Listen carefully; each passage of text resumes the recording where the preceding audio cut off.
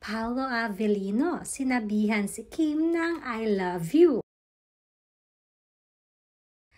Magpahanggang ngayon ay hindi pa rin makapaniwala si Kim Chiu sa patuloy na pagbuhos sa kanya ng mga blessings. Halos patapos na nga ang month ng July ay humabol pa ang pagkakapanalo niya sa Korean Drama Awards. Ayon kay Kim, ay dadalo siya sa once-in-a-lifetime achievement niyang ito.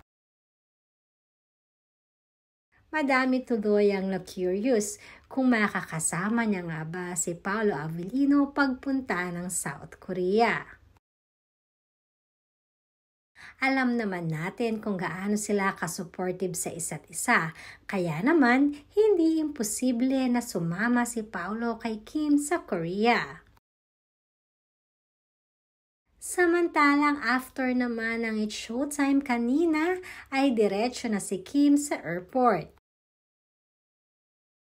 Sinasabi kasi na papunta si Kim sa US para sa Barrio Fiesta Tour, hindi lamang sure kung magkikita agad sila ni Paolo after ng show ni Kim.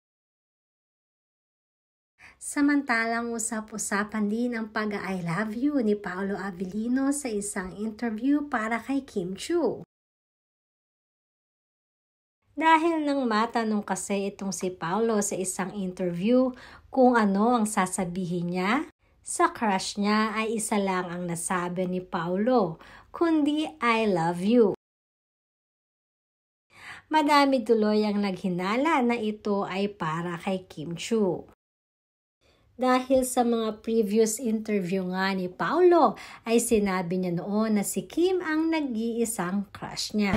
I love you.